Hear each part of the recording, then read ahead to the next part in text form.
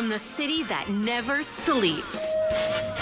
17 miles from Madison Square Garden, New York City. It's America at Night with Rich Valdez. America's favorite late-night talk program, featuring interesting guests from around the world and calls from across America.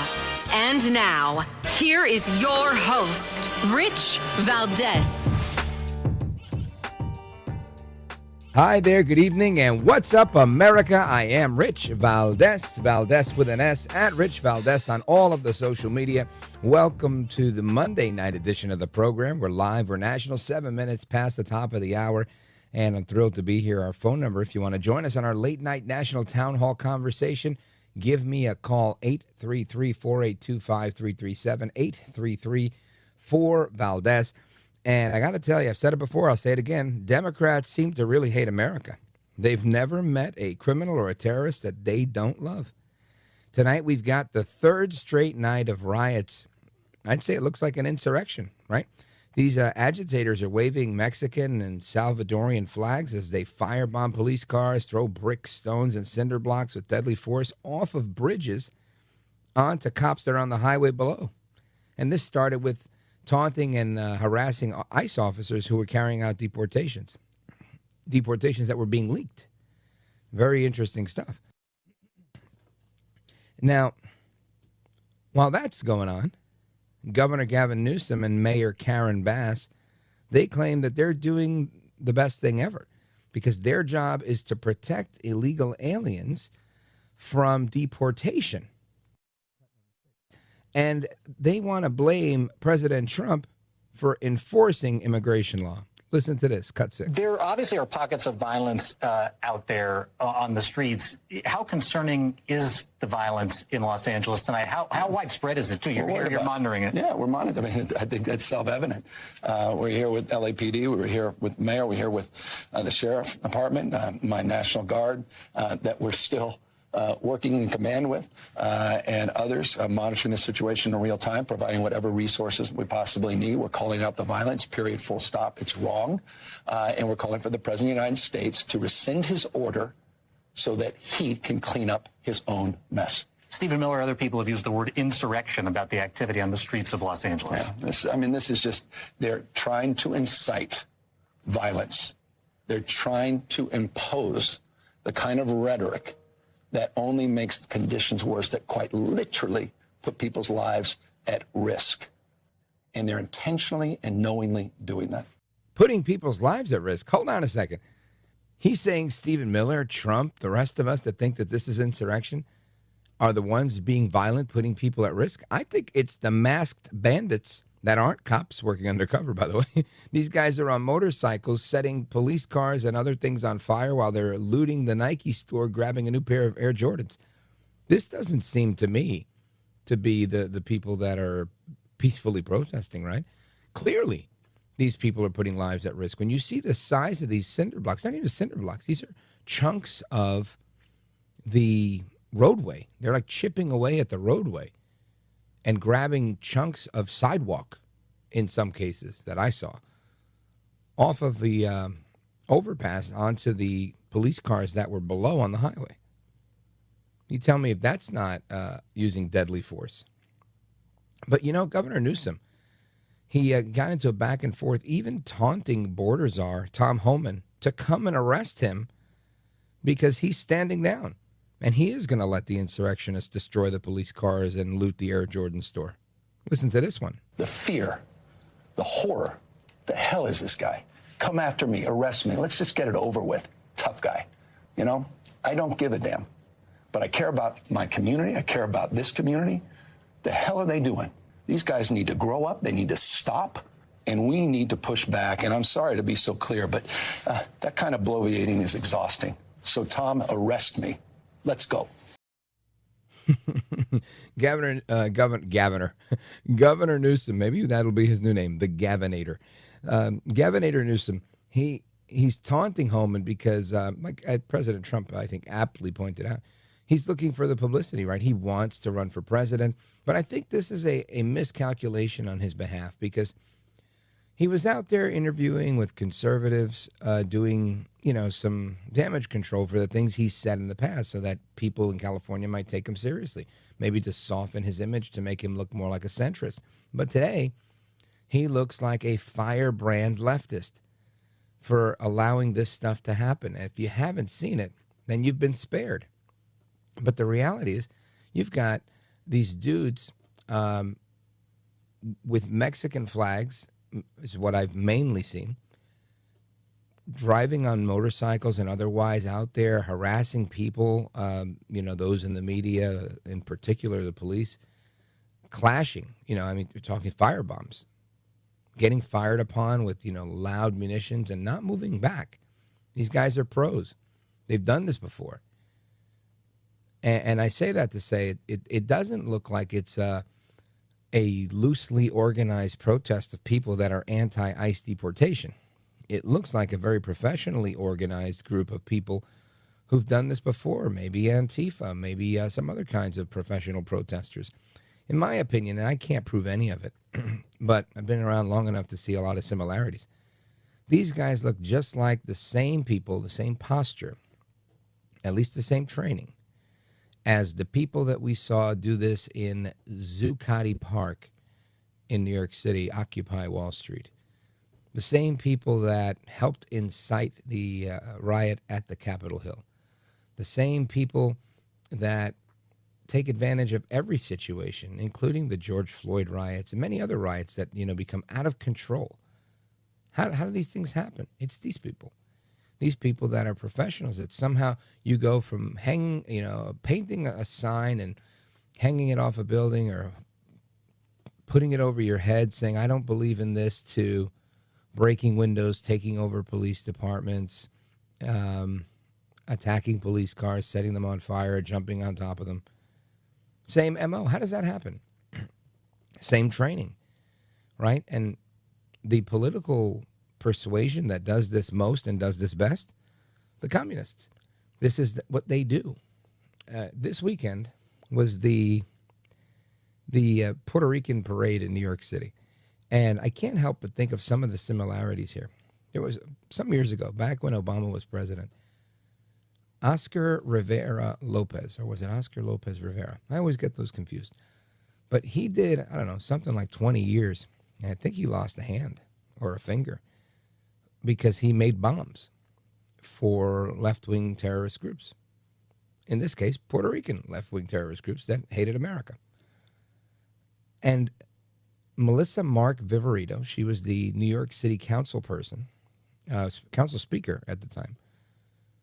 She adamantly promoted him to be the grand marshal of the Puerto Rican parade. That's usually some sort of entertainer or large figure in the Puerto Rican community that gets to be the grand marshal, similar to whomever would be the grand marshal at the St. Patrick's Day parade. These are both large Fifth Avenue parades in New York City. However, I've never seen a terrorist be appointed, or even nominated or pushed to be the grand marshal of the St. Patty's parade. And this is not to say that Puerto Ricans have a penchant for that. It's not anything to do with that. The same way Americans don't have a penchant for communists, but yet we have a Bernie Sanders. But there's an element everywhere of these communists that believe in revolution and violence and burning things to get their way. And they're everywhere. And they will pelt you with a brick. They will pelt you with a frozen projectile. They will pelt you with whatever they can if they don't agree with you. Trump weighed in saying that, Gavin Newsom's biggest crime is that he ran for governor. And he's likely right. But the bigger problem here is that the left within the media, the left within our government, the left within society, they utilize fear, intimidation, and violence to get their political end. Over the weekend, the presidential candidate in Colombia was shot giving a speech. This is not a surprise, sadly. It truly isn't. But this is what they do. The left just keeps showing us that they are led by hate in the media. They are led by hate in their policies. in their work against America. They're led by hate and how they disagree with your views, your opinions, your politics, shooting presidential candidates like Trump and like this guy in Colombia, using deadly force against cops, throwing bricks at them, and spewing their godless rhetoric everywhere they go. That's what we're up against. Now, I want to talk about the economy. So keep it locked right here. This is America at Night with Rich Valdez.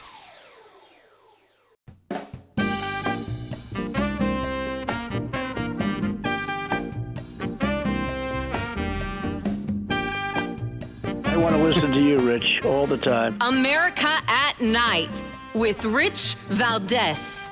But at the same time, I sprang out of the Tea Party movement, campaigning in 2010, doing parades, shouting, "This is a fight for freedom. We're mortgaging our children's future. It's wrong. It's immoral. It has to stop." We were $14 trillion in debt then. Now we're $37 trillion. And I think what is disappointing to me about the debate that went through the House, if you even call it that, we weren't looking at the facts and figures. The only figure we ever heard about was $1.5 trillion. Sounds like a lot, but when you put it in context of the $89 trillion we're going to spend over the next 20 years, the $22 trillion in additional deficit we're going to incur, that's $2.2 trillion per year deficit. I mean, it's completely unsustainable. I agree with Jamie Dimon here. This is something we have to take a look at. So, again, from my standpoint, I want to see the president succeed. I want to take a tax increase, an automatic tax increase off the table as soon as possible. All this could have been done. The border funding, take an automatic tax increase off the table. I think we have to deal with the debt ceiling. But again, I don't want to just do $5 trillion.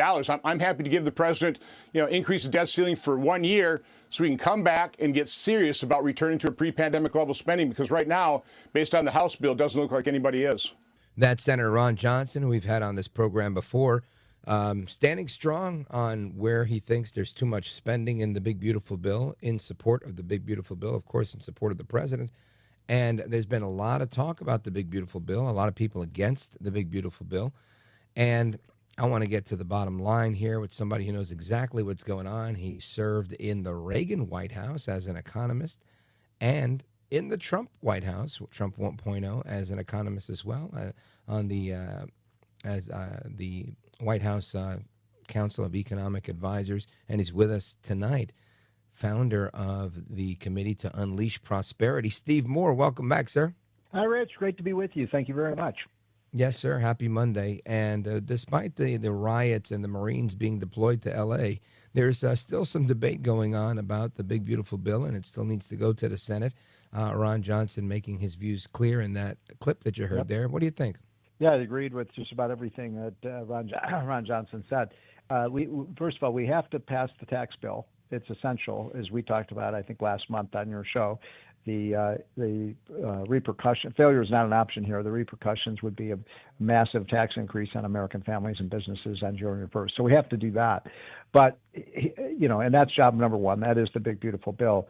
But the problem is we also have a big and not so beautiful debt in this country, and it is enormous. Ron Johnson is right. When I came to Washington, to give you a sense of how old I am, because you mentioned I did work in the last year of the Reagan administration, but I came in '84, and at that time, Rich, do you know what the entire national debt was? Oh, I think some low crazy number. $1 trillion. $1 trillion. 1 trillion. The first time, oh my God, we couldn't believe it. We were embarrassed by that as Reaganites. $1 trillion we're in debt. Now we're 37.5 trillion. I mean, we're not making a lot of progress here. And so, of course, we've got to cut the spending, and we got to grow the economy, and we got to get people back to work and bring inflation down and all those things. I think Trump's on track to do that. Now, just one statistic that I find kind of, depressing is that, and this is dovetailing off of what Senator Johnson was saying. So the baseline for the next 10 years is that we will spend $86 trillion. $86 trillion. That's an unfathomably large number. Do you know what it is with the mean-spirited, cold, heartless Republican budget? What is it, Steve Moore? $84.5 trillion. So instead of spending $86 trillion, those skin-flint Republicans are going to spend $84.5 trillion. That doesn't sound like much of a cut, and it isn't. And so I think Ron Johnson is right. We've got to, especially after what Elon Musk did, and I know people are upset with Elon because he's taking a bunch of shots at Donald Trump. But he's right that the amount of waste in the government is in the hundreds and hundreds of billions of dollars every year. Steve Moore, I think this is, a lot of this stuff gets into the weeds for a lot of people. And I think most people that are anxious to see this get passed are people that can immediately benefit from tips and overtime and the tax cuts being extended permanently. What is this message being lost, do you think, on the Washington elite, on those in the Senate that are here trying to, I think Ron Johnson is taking a sensible approach, but I've seen others that are, speaking their mind, and they're free to. But I have some concern that whether it's principle or whatever, the standing on your soapbox may cost us an opportunity we may never get again. Do you think that's hyperbole on my end? Well, you mean who's standing on the soapbox? You think whomever, Johnson is? Right? Not Senator Johnson. I'm saying certain Republicans and that may want to go against this, as well as Democrats. Well, first of all, I think it's really sad and actually fairly pathetic. And you've known me a long time, Rich. I'm not a rah-rah Republican, as you know. Yeah. This that was created by both parties. Let's be clear about that. But sure, the fact that every single Democrat in the House and Senate is going to vote against this, making the Trump tax cuts permanent. I mean, do they want to destroy the economy? I mean, how could we possibly absorb a $2 trillion tax increase next year? It doesn't make any sense. And every small business in America, every family, the average head of a household, and you got a lot of those people listening to your show. That's why I love doing your show. The average family is going to face a $2,500 a year tax increase next year. They already pay. Rich, where are they going to get the money? People are financially stressed out now. Sure. And not only, are people stretched financially, but I think, mentally they're worried, and they're not looking to make big investments because there's been so much volatility. Yeah, well, remember the huge inflation we had under Biden, where the average inflation for your groceries and your gasoline and your insurance bills and your medical bills went up 30%, and not a lot of Americans had a 30% increase in their take-home pay. So people really got hammered. And, people were by the way, the good news is the economy is getting better. It is getting better. I agree with that. Steve Moore, stick with me. I want to come back and talk about how tariffs did not kill America and where we currently are with the state of the American economy. And we're going to do that, folks, with former White House economist Steve Moore. Don't go anywhere. It's me, Rich Valdez, and we're coming right back with Steve Moore.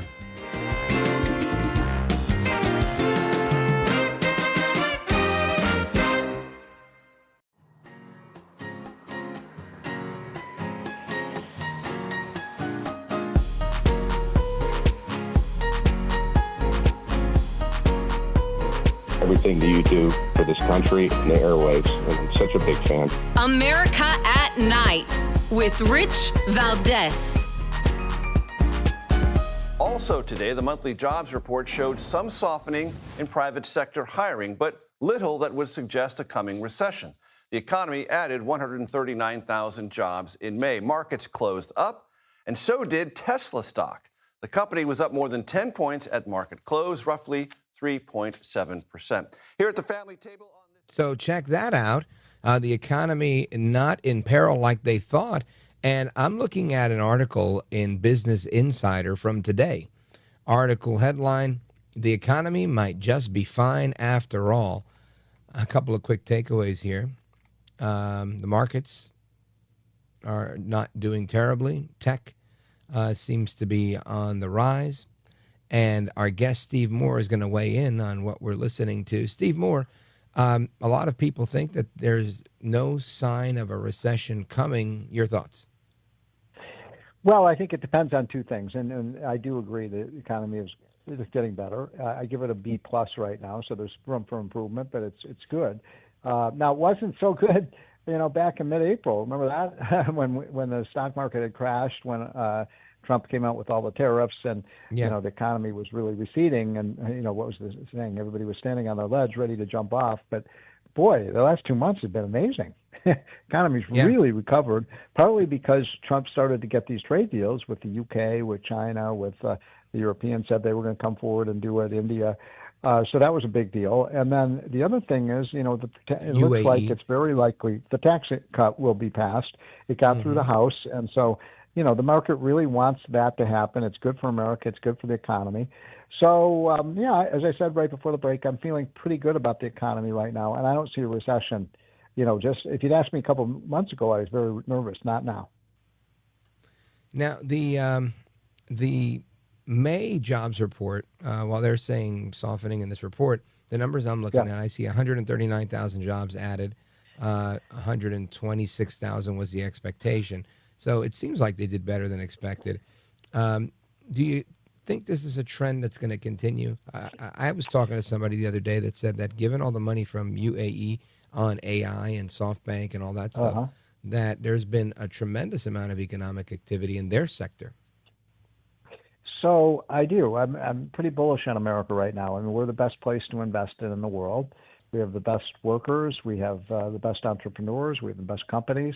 We have 7 companies, NVIDIA, Microsoft, Google, Apple, Amazon, Tesla, and 1 or 2 others that have more market value than all of the companies in Europe combined. So we are the globally dominant country. I think we will continue to be, and that's because we're free. We have free markets, and we're not socialist, although some of the Democrats might want to move us in that direction. So Trump is pro-business. I don't agree with everything Donald Trump does. He gets mad at me. I'm not a big fan of his tariffs, and every time I say, Steve Moore doesn't like my tariffs, I don't like him, but I like a lot of the other stuff he's doing. So, one of the things that's important about a guy like Trump, again, I know people have very different opinions about Donald Trump, including in my family, but the one thing is that he's pro-business, and and businesses know that he's not going to do something that's going to hit them over the head. I didn't always feel like that with Biden, who was all the green energy crap and all that stuff. So things are good, but we have to bring down that debt. We have to. We can't live with $37 trillion debt. And Ron Johnson is absolutely correct, Rich. We cannot borrow $2 trillion a year, year after year after year. That story does not have a happy ending. Yeah, I agree with that. Now, Steve Moore, a couple of weeks ago, and I always try to paint you into a corner on these things because I see the writing on the wall. But the Office of the Comptroller of the Currency says that they're going to recognize and formalize certain regulations for Bitcoin. You've got the big banks like Wells Fargo and Chase now talking about the use of a stable coin, which would be tied to the U.S. dollar. And my thinking is, what is the next step, and how much of this, I'm going to use the word digitization of the dollar, do we see coming in the future? How much of it? A lot. I mean, everything is becoming digitized.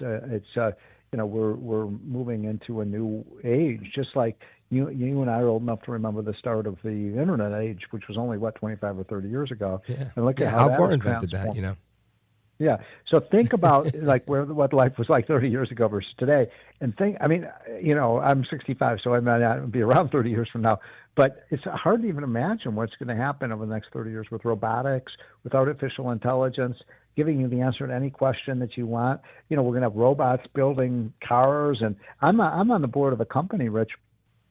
We build houses with robots. Wow. I mean, this stuff is coming quicker than people think. It will transform, and it will free up our time to do other things. People say, well, are people going to lose their jobs? Well, some jobs will go away. But, 100 years ago, 30 out of every 100 workers was in agriculture, working in the fields. Right. And then we had something called a farm tractor, and all of a sudden we only need 2 people out of every 100, not 30. So this is the next stage of development. I think it's very exciting. I think it will lead to higher living standards all over the world. And a good example is, California, they already have the driverless cars, so you can get an Uber without a driver. Did you know that?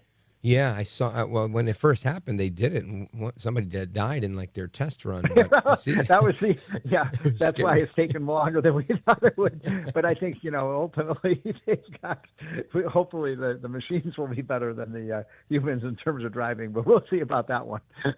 Now, Steve Moore, I'm very curious to know about how do you build houses with robots? What exactly are the robots doing? Are they the cranes operated by robotics, or is it hammer and nails, putty, Hammering compound, all that. nails. Yeah, people should go to lightspeed.com and you can watch what these robots do. And by the way, it's at the very genesis. It's just starting, so they'll get better and better all the time. But what's really cool is you put in the architectural plan into the computer, and through artificial intelligence, they can command the computers to do certain things. Put a bolt in here. Make this piece of wood 12 feet long. They cut the wood. They put in the nails. They screw they have these little devices in their quote hands. They can put in a screw a lot faster than you and I can, and these kinds of things. And so they can build about 60% of the structure of the house. And so that's just one little example of how robotics is going to change things. Would you like doing housework? No, nobody likes doing housework. Yeah, well, guess what? We're going to have machines, little robots, raking the leaves and cleaning the carpets, and there goes landscaping. Exactly. But look, I am excited about the future, and I'm excited about the U.S. The one thing out there that makes me nervous is China. I am nervous about China. I think that they are the new evil empire, and they want to take over the U.S. And that's why we have to be as my dear old mom used to say, we've got to mind our P's and Q's, and we got to make sure that we're saving, not going further into debt. Yeah, I agree with that. And I also think that, China is formidable in this particular space with robotics and AI. They've been the leader in manufacturing for many years, and we're, trying to reclaim that throne. And I think it's doable, but it's not going to be easy, and they're not going to give it up lightly. Yeah, the one thing we have going for us, though, is economic freedom. And we have the free market system. They're more communist and centrally planned, and that doesn't work very well usually. I mean, in most places, show me somewhere where socialism has worked. Right. Yeah. If Senator Sanders were here, he'd say, Denmark, we love Denmark. Right. Yeah. Well, that's a country of 3 million people or something, But for and none of them look like me. Yeah. Zero diversity. Well, look, I'm excited. We got a great future for our country. I think Trump is pushing all the right buttons right now. We got to get the tax bill done. We got to get these trade deals done. We got to get the debt down. We got to grow our economy. We got to do something about our schools that are not, that's a whole nother discussion. But we got to make sure the kids can read the diplomas when they graduate. But we're on the right path right now. Steve Moore, I want you to tell everybody how they can get a copy of this killer newsletter that you put out every day. Thank you. Well, it's free, and we're not selling you anything, folks. Just go to unleashprosperity.com. It's an email that comes out every morning. You can read it in 5 minutes, just 5 or 6 bullet points. And by the way, Newt Gingrich told me the other day it's the first thing he reads every morning. So if Newt reads it, I think everybody should. And it's free. It costs nothing. I love it. Steve Moore, thanks for being here, brother. Godspeed to you, sir. Thank you, Rich. You bet. And amigos, we come back, your thoughts, calls, reactions, and a little bit more on what's going on in California and Los Angeles. President Trump deploying Marines. Don't go anywhere. This is America at Night with Rich Valdez. Call now, 833-4VALDEZ. That's 833-482-5337. 833-4VALDEZ. That's Valdez with an S.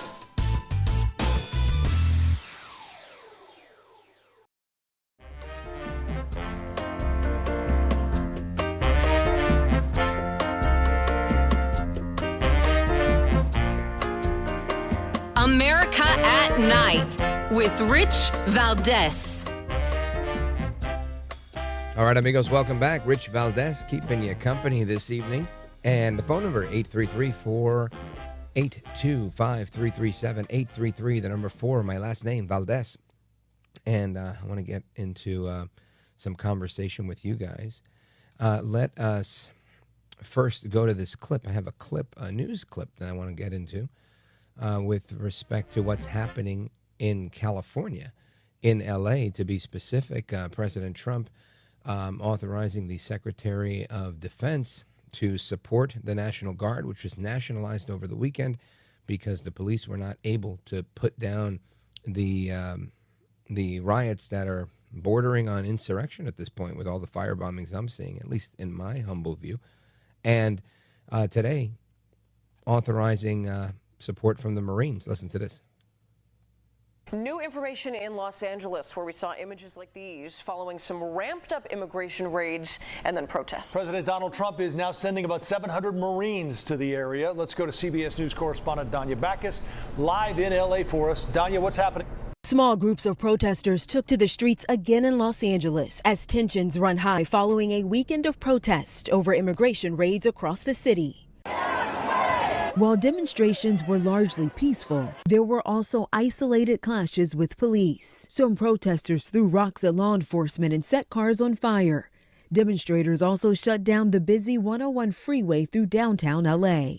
On Saturday, President Trump ordered the deployment of 2,000 National Guard troops and put Marines at Camp Pendleton on standby against the wishes of local and state leaders. I'm here today because on Friday, ICE kidnapped my brother, Jose Paulino, along with his co-workers. Families of detainees gathered outside one of the sites ICE agents raided, begging for the release of their loved ones. My siblings, ranging from the ages of 4 months and 20 years, need and want our father back. I was hoping to prevent this situation from happening. It's the last thing our city needs. This is the first time since 1965 a president has activated a state's National Guard without a request from the governor. Governor Gavin Newsom has accused President Trump of trying to manufacture a crisis to create chaos. So lots of talk, lots of disagreement on what is going on with the response to the riots. But I find it interesting. You know, there's all these memes all over the internet and whatnot that are good reminders in many ways, right? There was one I saw that said, do you remember when Tim Walz used the National Guard to make people stay in their homes? And it had a clip of that, and they were very, very, heavy-handed in that approach to making sure you didn't go and play in the parks and get fresh air and go outside during the COVID lockdown. And that seemingly was okay. But it's not okay to use the National Guard to stop people from burning police cars and throwing rocks that could potentially kill a cop and interfere with all these ICE operations. That's okay. That's normal. And, of course, the latest that has people with their panties in a bunch is the United States Marines being sent to Los Angeles to help maintain order as the ICE or anti-ICE riots continue to be a thing.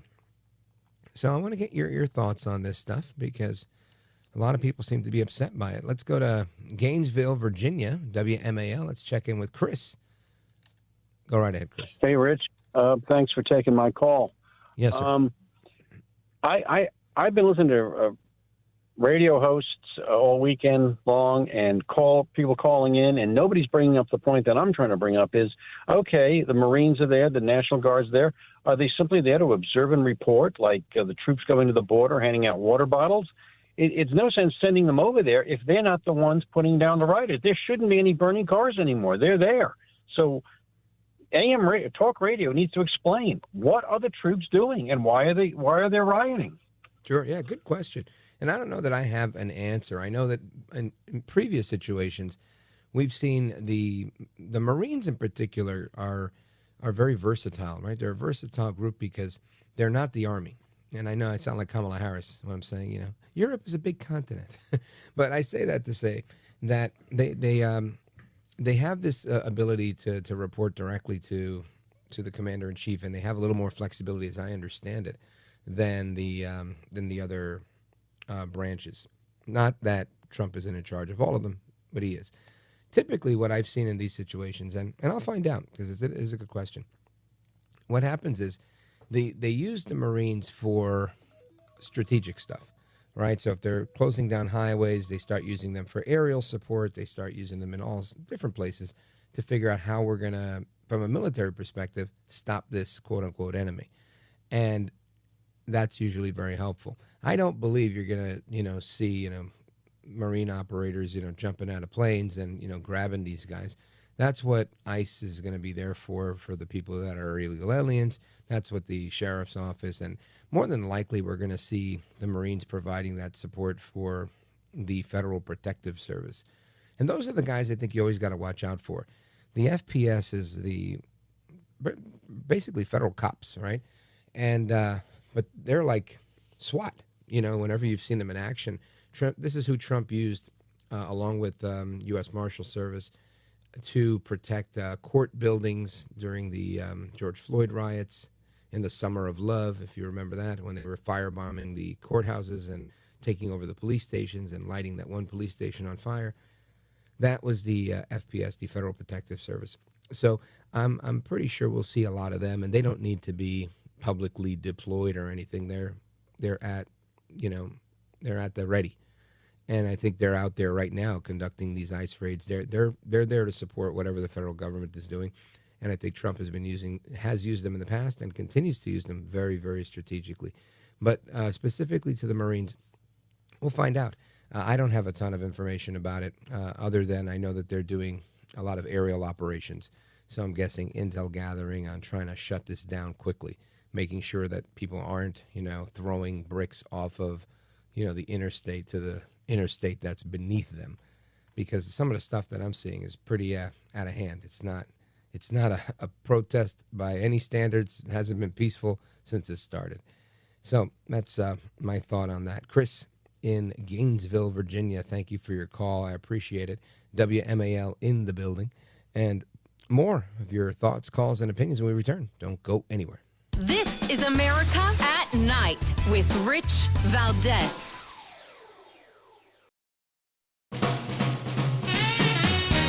God bless you, because we literally, I think you represent, the new voice of America. What you say is what people are listening to. America at Night with Rich Valdez. All right, amigos, a little additional information from the break is that the Marines, as I mentioned, will be working in coordination with some of the local authorities, and the Marines are being deployed to support the National Guard. There have been additional reports that the Los Angeles Police Department may need some additional support, which they'll get from the National Guard, and the Marines are there in the same capacity, or at least the same rules of engagement as the National Guard, and that includes self-defense, defense of federal property, and the defense of federal personnel. So maybe we will see some Marines tackling some of the bad guys. That will not be to my chagrin. Anyway, we're going to continue the conversation from a different perspective. I have a friend who is a former gang member in Los Angeles, and he's going to tell us what's going on the ground there as well. So we're going to have that conversation in a little bit. And, of course, your thoughts, calls, and reactions. Open Phone America continues, 833-482-5337. And for some of you, we will depart here. And if you're not coming back for the next hour, I say to you, take care, good night, and God bless you, America. I'm Rich Valdez.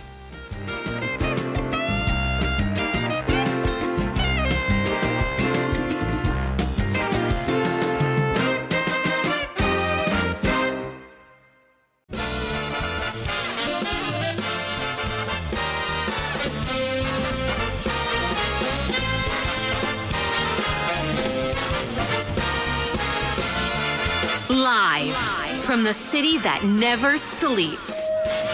17 miles from Madison Square Garden, New York City. It's America at Night with Rich Valdez. America's favorite late night talk program, featuring interesting guests from around the world and calls from across America.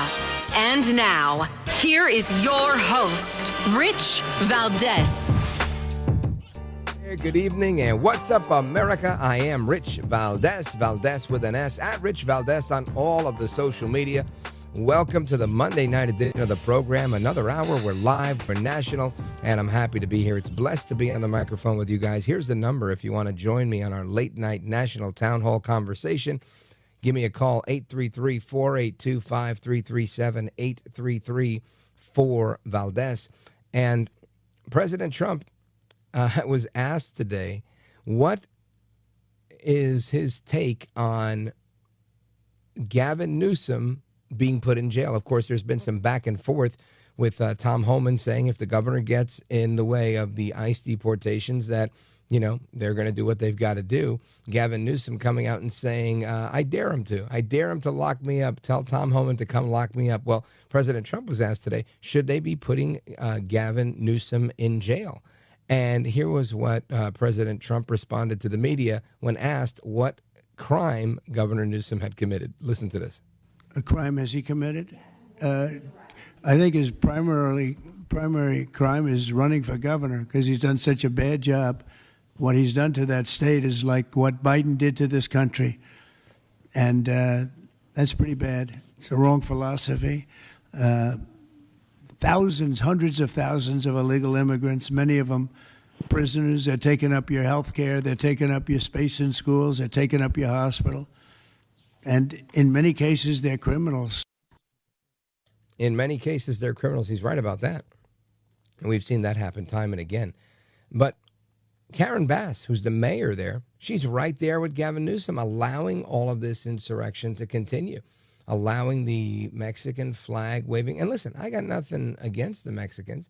I've got a bunch of Mexican friends. I think, you know, free speech is free speech. You know me, I'm a free speech absolutist in many ways.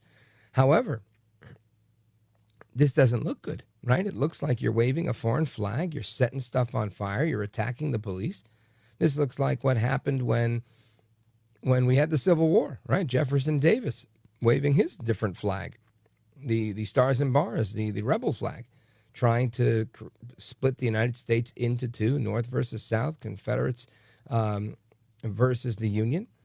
And it seems par for the course that you take appropriate action. And listen, I'm not trying to escalate these things. I'm trying to de-escalate these things. I don't want people in the streets throwing bricks, cinder blocks, chunks of concrete at police officers. I mean, come on. I don't think we should do that, especially when you've got people saying they're doing this because they don't want their family members being arrested for being in the country illegally. I mean, this is what President Trump ran on, right? He ran on this platform. He was elected on this platform. And if you think for a second that people are no longer interested in seeing that happen, that's false. Because the reality is there's a new CNN poll out right now that suggests that the American people are siding with President Trump when it comes to immigration.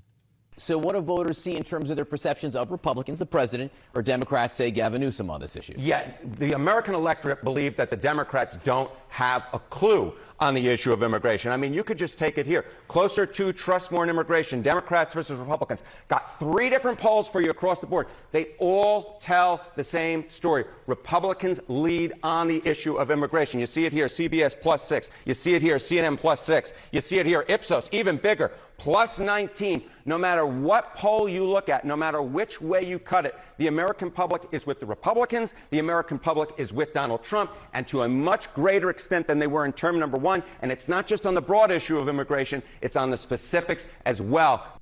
It's on the specifics as well.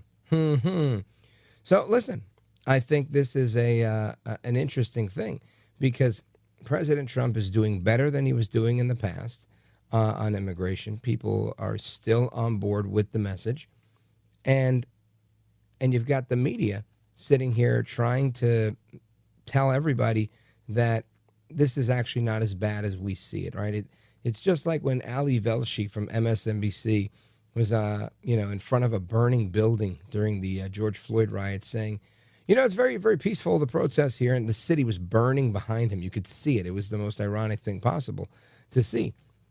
And this is where they are, right?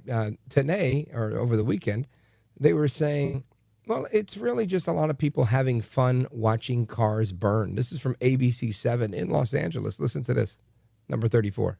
Very volatile if you move law enforcement in there in the wrong way and turn what is just a bunch of people having fun watching cars burn into a massive confrontation and altercation between officers and demonstrators. What is that supposed to mean if you move law enforcement in the wrong way? Now, listen, I know that there's probably a technical answer to my question, but I think like a normal person, right? Think of me as a Neanderthal. If there's fire, I throw water at it. If there's a fly, I swat it. My dad always taught me in Spanish, mata al perro y se acaba la rabia. If you kill the rabid dog, it won't be rabid anymore. Now, I don't know what that means, that what this reporter is talking about, if you bring law enforcement in the wrong way, because right now they're peacefully protesting, having fun watching cars burn. Who has fun watching police cars burn? Obviously, the people who set them on fire. So we're supposed to tell the cops to stand down and let the car burn? I can tell you this. When I was younger, there were riots in Crown Heights, Brooklyn. A lot of riots. And I forget the name for it. I think they called it venting. But it was something similar to venting. It may not be the right term. But Mayor Dinkins at the time, he was allowing this. He said, we got to let them blow off this steam. Just let them trash the property. Let them break everything. Once they've broken everything, they won't be so angry anymore. And then we can go in and clean up the mess and move on. He thought that was a good thing. Thank God he was not reelected. And America's mayor, a real patriot, a real hero, Rudy Giuliani was elected mayor back in 1993 and cleaned up the city, brought law and order back. And, it was a great time to be alive, honestly. I remember just watching this stuff as a kid, and we left the city. I moved in 1990, around that time, right, 92, 93, to Jersey, because the city was so bad. And it became a nice place, and they invited Disney right into Times Square, a place where it was all filled with hookers at one point. It was like the stuff movies are made of. Matter of fact, there was movies made of it, right? Those Death Wish movies with Charles Bronson were about, in many ways, these things. And it was patriots like Rudy Giuliani, patriots like Curtis Sliwa, who had and still does, has a safety patrol group that was known for patrolling the subways and the streets in the highest crime areas and being really tough and, no-nonsense guys. Most of these guys trained in the martial arts. and they use strength in numbers to combat the criminals, because that's how you combat criminals. And what this reporter is suggesting, that people are having fun watching cars burn, that's crazy. It's lunacy. And it just gives you perspective on how people fall into things. Now, look, I don't want to necessarily be political in everything all the time. I like to talk about what's happening in entertainment and what's happening in other areas of life. But so many things are politicized nowadays. And when you look at stuff like this, you can't help but think, if you had a better political philosophy, if you had a better worldview just generally, where you didn't think it was okay to burn a police car or anything, even your own car, right? You're not allowed to just go burning things in public, right? You have a big farm, you want to put a burn barrel there and burn some stuff, go right ahead. It's your property, do as you do. But you don't get to go and destroy public property. You don't get to destroy the city because you don't like that people are being deported. No, they are getting to do it, and Gavin Newsom is allowing them to do it. And it makes me think, are we going to condone this gang member activity? Because that's what it seems like, right? Are we going to turn Los Angeles into one big gang member recruiting area? I don't know, but I want to get to the bottom of that with somebody who knows about gangs, and he's scheduled to join us in a little bit. So keep it locked right here. It's Rich Valdez. This is America at Night with Rich Valdez.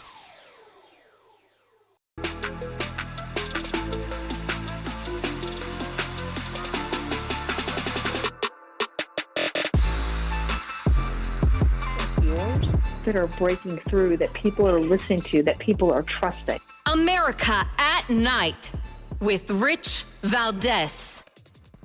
All right, America, welcome back. Rich Valdez keeping you company all night long, 833-482-5337.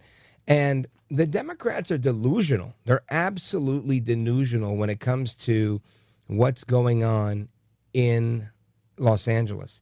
I mean, you have to think for a second what the mayor is saying. Karen Bass was on CNN today, cut number 10. She says that this chaos that's going on is nobody's fault but Donald Trump. Listen to this. Well, I just have to say that if you dial back time and go to Friday, if immigration raids had not happened here, we would not have the disorder that went on last night. I will tell you that it is peaceful now, but we do not know where and when the next raids will be. That is the concern, because people in the city have a rapid response network. If they see ICE, they go out and they protest. And so it's just a recipe for pandemonium that is completely unnecessary. Nothing was happening here. Los Angeles was peaceful before Friday. When we find out when and where the other raids are going to happen, that will determine how the police respond. So there we have Mayor Karen Bass talking about how the police will respond. Sounds kind of like that news report we heard. It said, you got to be careful how the police respond. They're so afraid of police responding. It seems like police are afraid of getting hit in the head with a chunk of concrete and being killed. Anyway, I want to get some reaction to this with somebody who knows L.A. He's a former gang member that was shot. He's now paralyzed in a wheelchair. He's become an advocate for all things Jesus, and he's been an advocate of good policy on immigration and politics in his support for President Donald Trump. I call him a friend and a patriot. Jessie Holguin, welcome back. Thanks for having me on, brother. Thanks for having me on. You bet. Now, Jessie, you're the head of the Lexit Movement, which is the Latino exit from the Democrat Party. And as Democrats are leaving the left, I have to ask you, are your supporters, is your group as shocked as I am when they hear the mayor say that what's going on in L.A. is Trump's fault? I'm outraged. Even just hearing the monologue right now, hearing her say that again right now, man, that's disgraceful. Like if the law enforcement and the border, the people in the streets, whatever, they dictate what we do.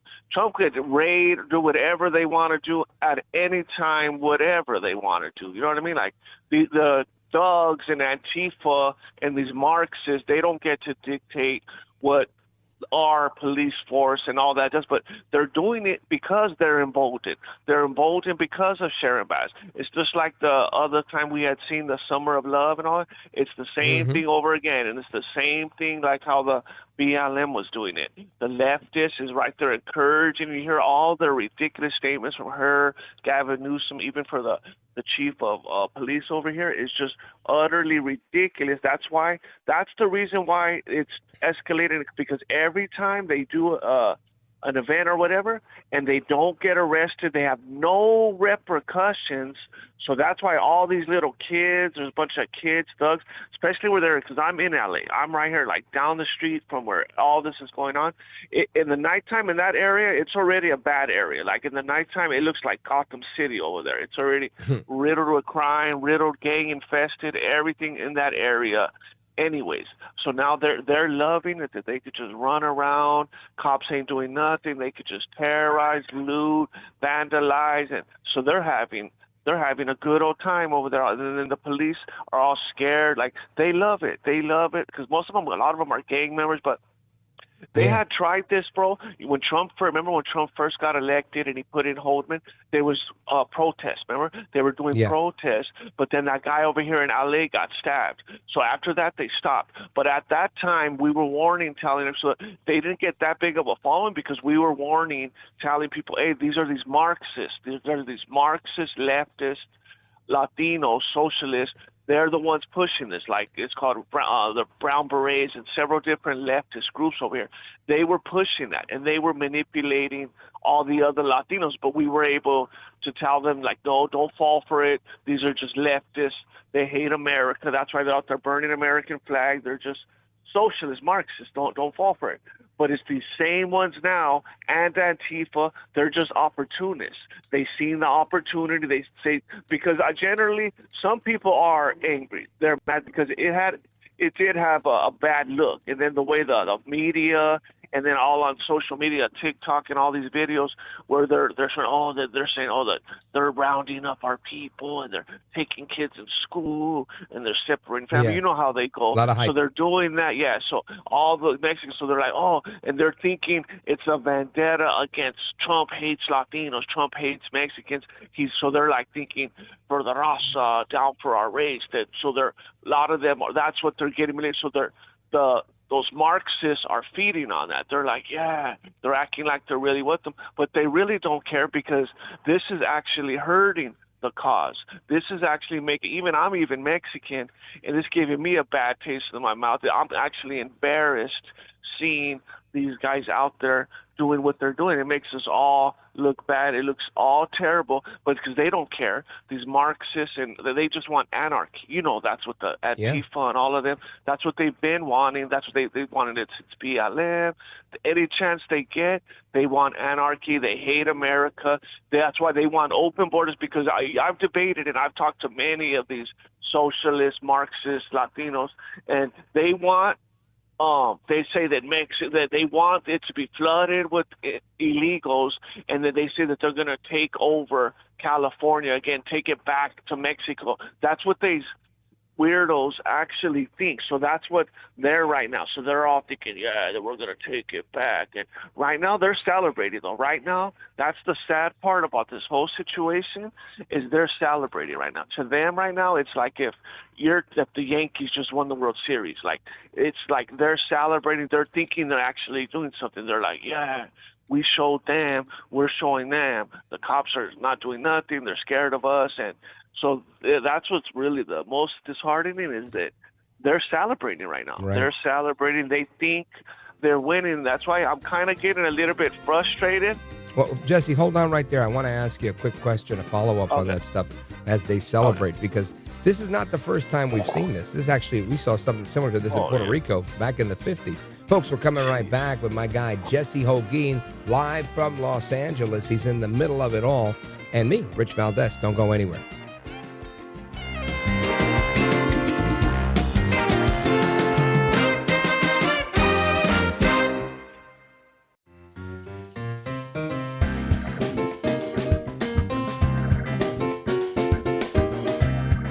And I'll tell you, Rich, people like you during the dark days of the 21, 22, 23, where you were a voice of light and strength to a lot of us. America at Night with Rich Valdez.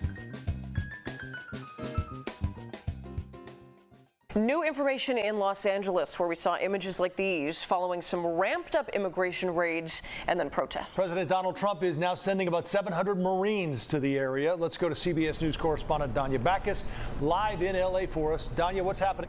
Small groups of protesters took to the streets again in Los Angeles as tensions run high following a weekend of protest over immigration raids across the city.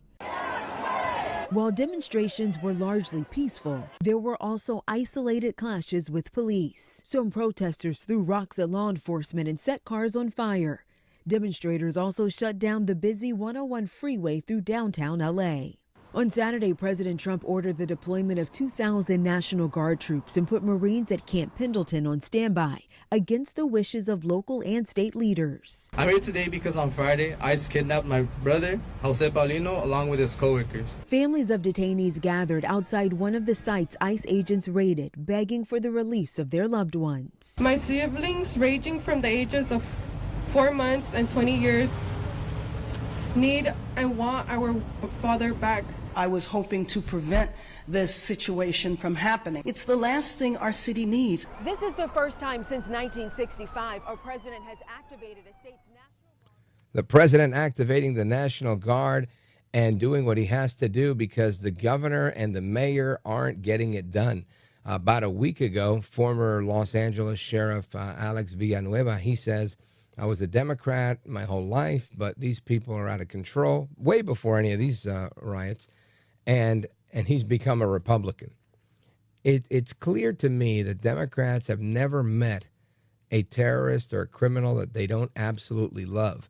And it's interesting to me that we're seeing it happen. This has been going on for a very long time. The Marxists within the media, the Marxists within government, the Marxists in our society, they love a revolution. I want to learn more about that from our guy, Jessie Holguin. Jessie is the founder of the Lexit Movement, the Latino exit from the Democrat Party. He's based out of Los Angeles. He himself is a former gang member that was shot, and he's now paralyzed, and he's dedicated himself to public service. Jessie Holguin, welcome back. Thank you, brother. Thanks for having me. You bet, my brother. And I want to get your take. You were, giving a really good explanation of the Brown Berets and others. Yeah. And, back in the 1950s, there were Marxists that infiltrated Puerto Rico shortly after, they had taken over Cuba. And they've been at this for a long time. They've been going after Latinos for a long time. They've been inside of the church in Latin America, going into Colombia, going into Venezuela. There is a lot of Marxism that is, growing. And it's definitely not the norm, but we're seeing it now in L.A. with these gang members that seemingly have been politicized. And I've known some gang members. And when you were a gang member, were you political? Not at all. Yeah, it's like new to have gang members that are becoming political. It's because of these Marxists. You always could tell them, see, they try to act like they're all Latino, the Mexican flag, and lowriders, and just things like that, right? But then once you start talking to them, then you start hearing them saying colonizers and stolen land and all. Then you start, okay. They start to sound like AOC all out crazy. Yeah, you start, and then that's how you know that they're righteous socialists. And we were able to even successful. That's why the last election, because they always want everybody to focus on race or on the past. That's all they want to talk about, this 500 years ago and stolen land and all this nonsense. But we were able, that's why Lexit, we were so, because I was even going on leftist podcasts and everything, and we were getting the Latinos like, no, stop looking at the past, stop focusing on race, focus on the issues. Look at they're grooming children in school, child mutilation, open borders. Once we got them to focus on the issues, that's when they started leaving. Because that's why those Marxists are so mad. So they're just seized on this moment. But what's getting me kind of frustrated is with Bangino and Patel, is because they should be arresting, like Wacom, like we know, all these socialist groups and Antifa and all these ones that are leading, how come their houses are not being raided? How come they're not taking these leaders in question? Do you actually think if that was conservatives out there, if that was Christians, do you think they would be letting us destroy cities like the left always does? They should be doing them like they did to us on January 11th or whatever. They should be all under investigation. They should be. But look, I'm telling you, that's what keeps emboldening this, is because there's no repercussions.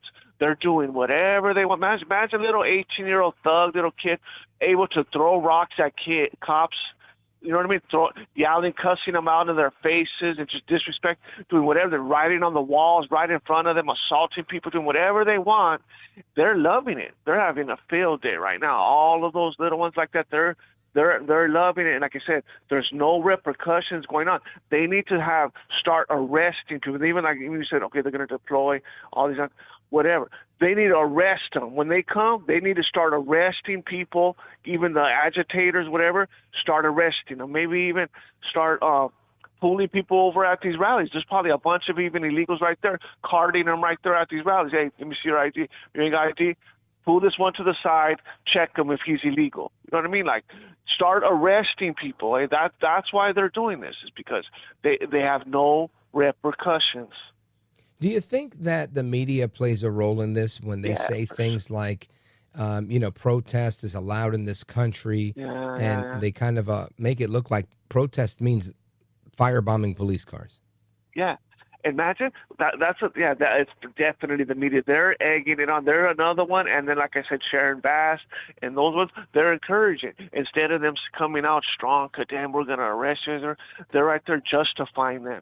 So I'm telling you, that emboldens them. That's why all of this stuff is happening, is because we've seen it. We've seen it since the BLM one.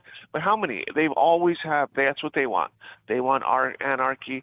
They want chaos. And every time, like you said, the left loves it. The left feeds into it. That's why I don't know how anybody could vote Democrat or put them in power, because this is what you get. This is what you get. The lawlessness with the Democrats. And Trump's just doing his job. Praise God that we got Trump, and he ain't going to back down. That's why I told you, they're actually hurting their cause, even though, because there are some that are just generally, like I said, mad, or maybe their family member got deported, they're scared. That okay, but this isn't the way you do it. By doing this, like I said, this is giving everybody, even that's not Mexican or whatever, a bad taste in their mouth. They're like, yeah, take them out of here. You know what I mean? Get them out of here. Like now everybody's like, yeah, get them out of here. Look what they're doing. You know what I mean? Like, but those Marxists, like I said, they don't care. They don't actually care about Latinos. They don't actually care about. They just want anarchy. And then I've seen them, bro. They're coming in on trains, buses, even ones that don't live here. All the leftists from all nearby cities and all that, they're coming over here. They're just all Democrats, just all anti-Trumpers, and they're just coming in, and they're out there in the crowds too. Jessie Holguin, I want to remind everybody that you are the founder of the Lexit Movement, the Latino exit from the Democrat Party. Former gang member, shot, paralyzed, turned activist.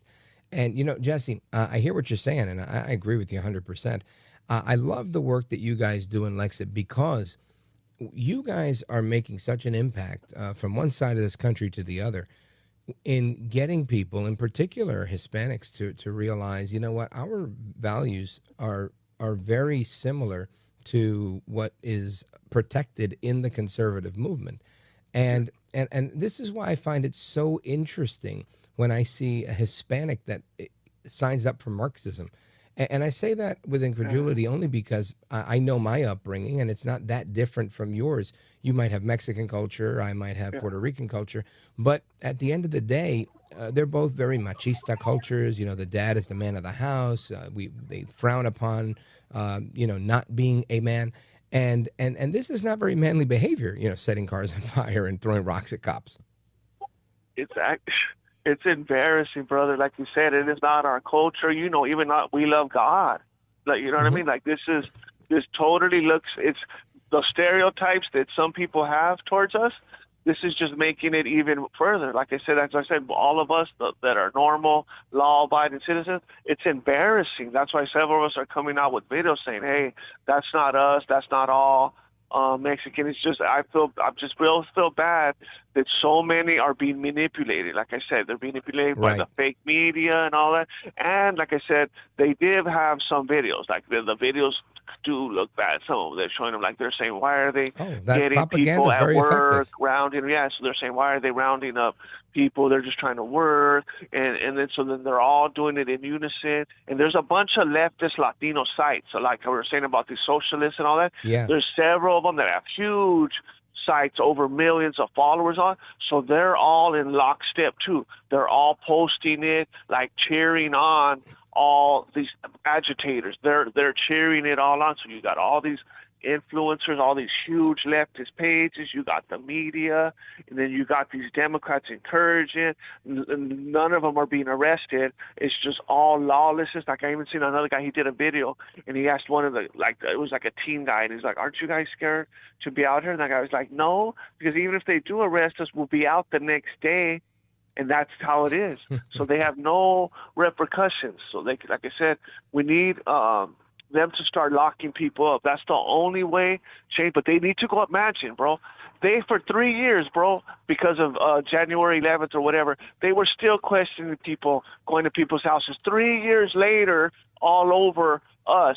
They need to be, like I'm telling you, all these socialists and all them groups, the FBI should be all over them, raiding their houses, taking their laptops, their phones, see what they're communicating, their texts. Like, that's what I'm saying is, what are they doing, bro? If it was me and you and all of us out there, bro, we would have been arrested within an hour or something. Yeah. You know what I mean? You think they would let us be out there destroying cities if it was conservatives? No way. Mm-hmm. But the left is out there destroying cities, and that's why it's frustrating, because every day I'm waiting thinking, that the leader of such and such is getting FBI I think we're going to see some of that. It's just not happening as quickly as we like. Jesse, I got to take a pause here, but I want you to tell everybody how they can reach out to you, how they can follow the work that Lexit is doing. Just follow me on Instagram on Lexit News, and then just everywhere Lexit, on all sites, all platforms. Lexit, Jessie Holguin, founder of the Lexit Movement. Brother, you're a gentleman, a scholar, and a patriot. I appreciate you. Godspeed, and we'll talk soon, bro. Pray for us out here, brother. But Amen. All right, bro.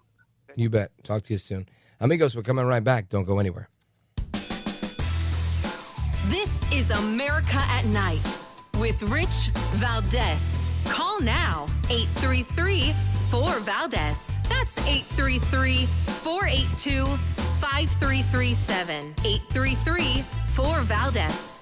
That's Valdez with an S.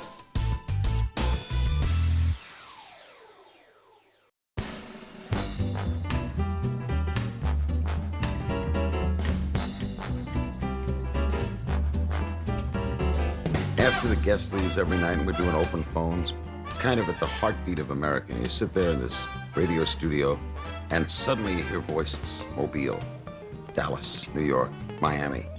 And there's kind of a conglomeration of America all in one room. All right, amigos, we go to the phones. Open Phone America, a long tradition on this program. You weigh in with your opinion, whether you agree or disagree. 833-4VALDEZ. Let's go to Alabama. WDBT. JW, go right ahead. You're on with Rich Valdez. Como está from your southern brother, Rich? Look, right is What's right. up, brother? Buenas noches. Hey, I'm good. You look, right is right, wrong is wrong. I don't care if you're in New York, Key West, Florida, or Los Angeles. Enough is enough. I'm calling for President Trump to declare federal martial law and do away with their civil rights and try them in military tribunal court instead of civilian courts, and take their civil rights and stuff away from them and do it under military regulation and style. That's what it's called for, martial law, and it's time something happens. We're tired of this. It's the same stuff in Portland all over again. Yeah, listen, I think you make a good point that it's the same stuff from Portland. I think it's going to be a tough sell to declare martial law. I think he's taking the right steps right now. You're sending the 2,000 National Guard troops. This is a big deal. When nationalized, they have all the ability that they need to have to control these crowds and, you know, put down the insurrection. If need be, I'm sure that is the next step if it's necessary. But I sense that that's not going to be the case. I think we have a very capable military, and the governor and the mayor are both not going to sit there and watch their city be destroyed. So I think it's in their best interest and the best interest of the people and the safety of the people to make sure they support the troops and say, look, we're just looking for peace here. So I think that's the route they're going to go. But I'm with you. I know that people are frustrated, and we want to see this thing end, and we want to see it end quickly. JW in Dothan, Alabama. Buenas noches. Thank you, my brother. WDBT in the building. Let's go to the middle of the country. Chicago, Illinois, WLS. Craig, go right ahead. I wondered if you can tell me when the House and the Senate voted for the appropriations of this Saturday's spending of $50+ million for a parade. I would presume that would be when they authorized the money that they gave to the executive branch for them to run their operations. You're talking about a parade. A parade is part of normal operations. It's the 250th anniversary of the United States Army, and they want to have a parade to celebrate that. And it's never been done in the history of this country, so we've never had an army for 250 years. Spend $50 million because he wants to? It sounds right. He's the president. He's the chief executive. He gets to do that. It doesn't sound right to me. Just my opinion.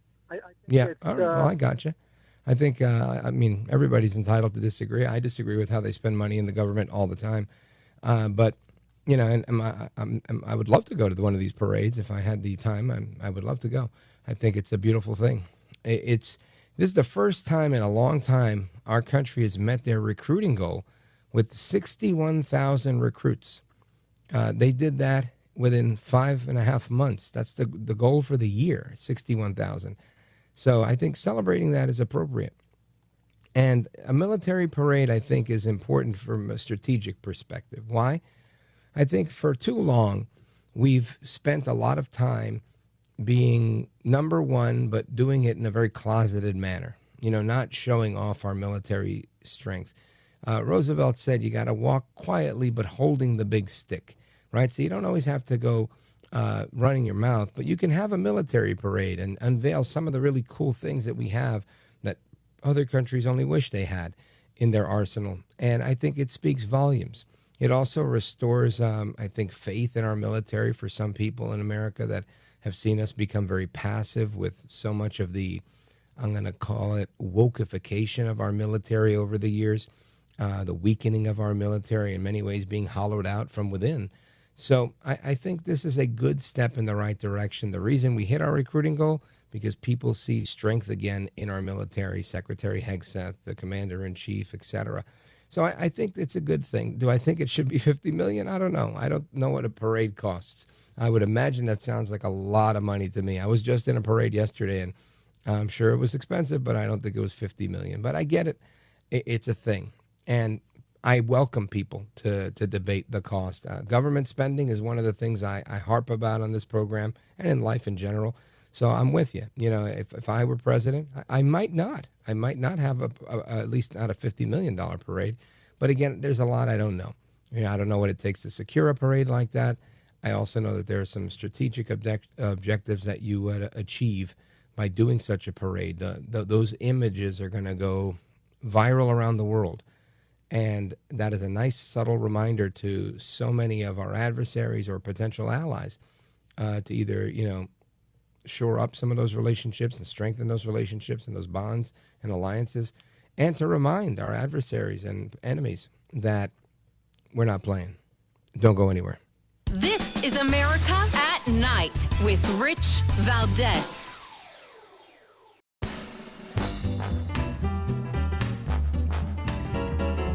All right, amigos, Rich Valdez. We're just getting started, folks. We got a lot to talk about. What do you do when your dad is killed by the Sinaloa cartel? Well, we're going to learn about that from somebody whose dad was killed.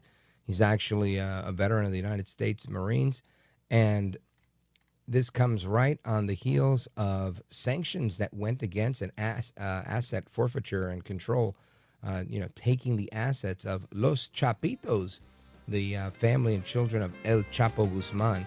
So we're going to get into that and a lot more in the next hour. We're going to talk about the updates on L.A., the latest with what's going on in America at night with me, Rich Valdez. Keep it locked right here. Don't go anywhere.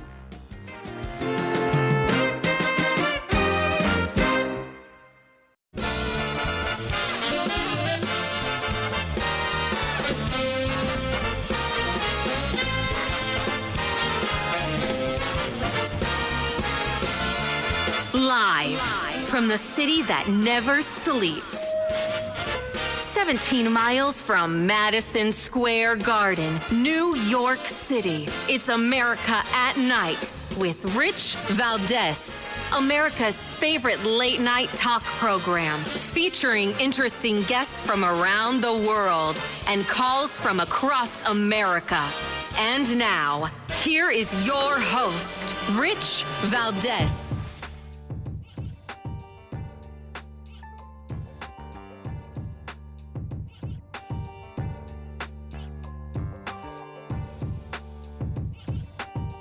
Hi there, good evening, and what's up, America? I am Rich Valdez, Valdez with an S, your liberty-loving Latino amigo.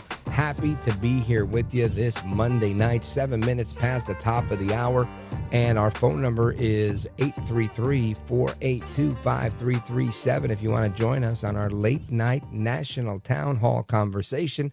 I'd love to chat with you. Open phones across America. We're talking about everything, including how the Sinaloa cartel kidnapped the father of a U.S. Marine and killed him. That is a horrible story. We're going to learn more about that in a little bit. We're also going to learn about why is it that Democrats absolutely love terrorists? Why do they love criminals?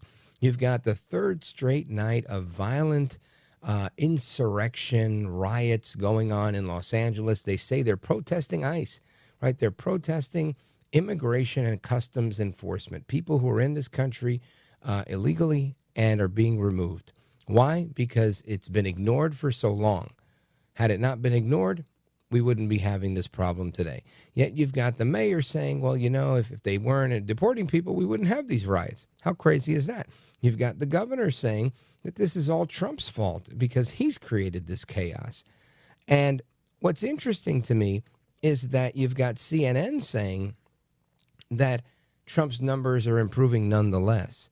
Now, I want to go back to the point I just made, that Democrats never met a terrorist that they don't love.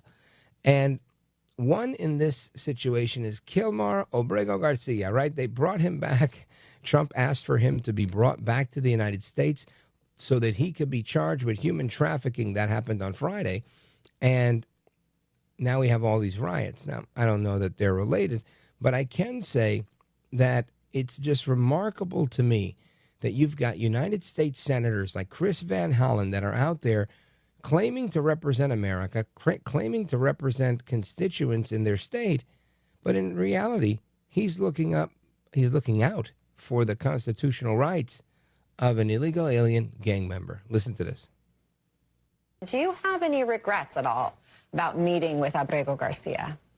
Oh, I have no regret, Anna, about defending the Constitution of the United States.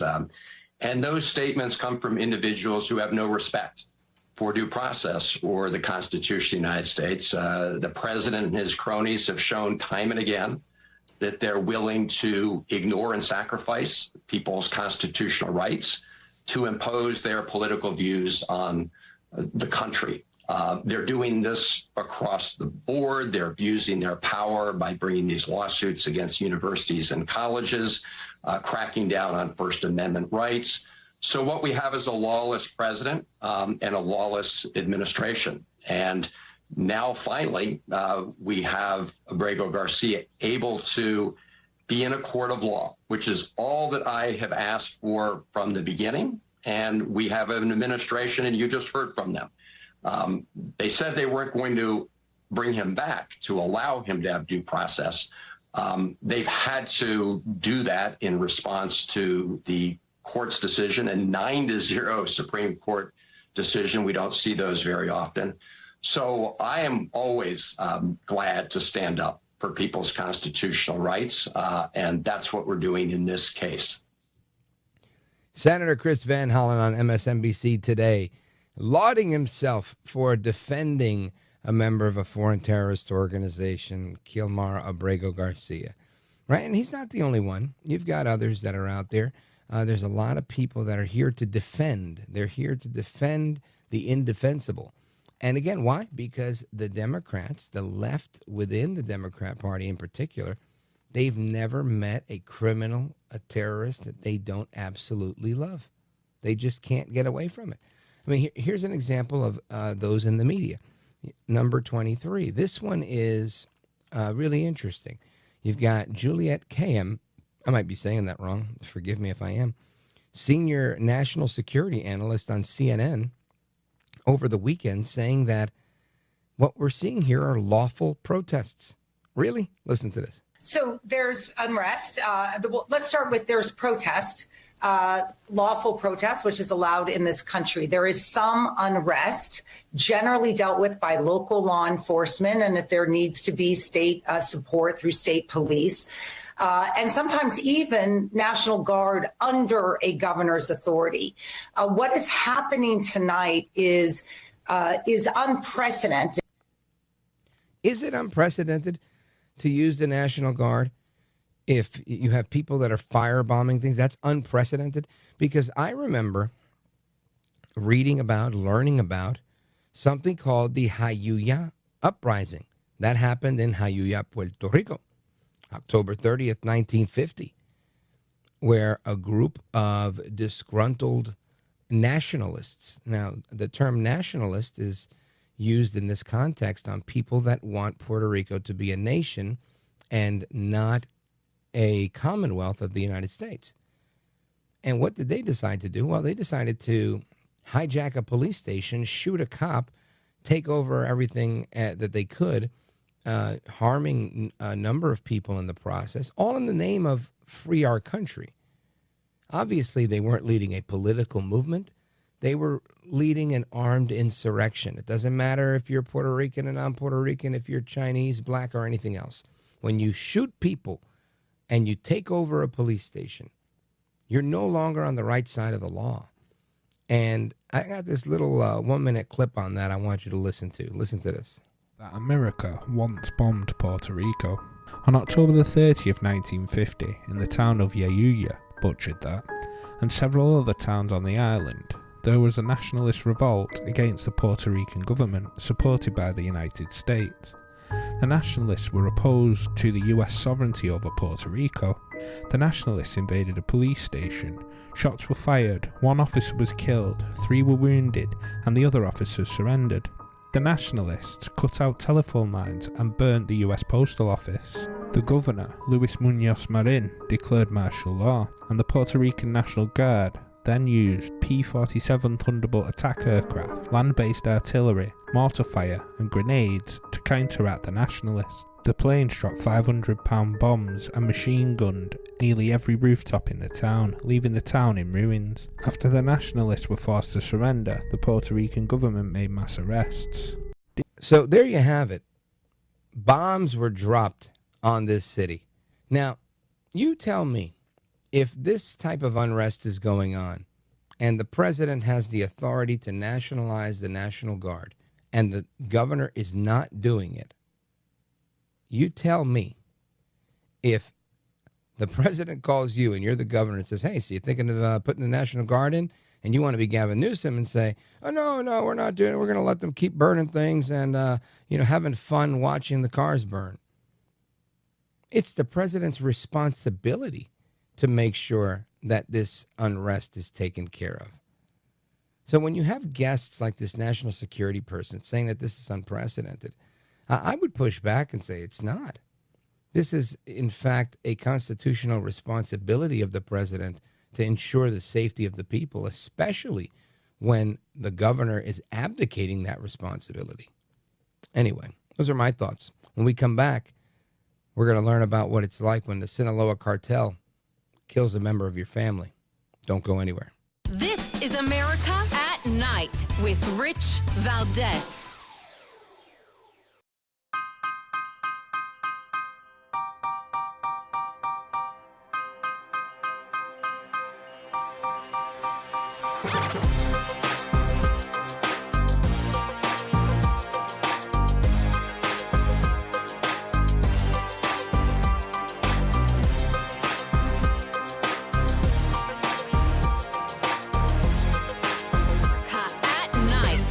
With Rich Valdez. All right, amigos, welcome back. It's Rich Valdez, and we're keeping you company for the next 40 minutes or so, and as we work through this hour.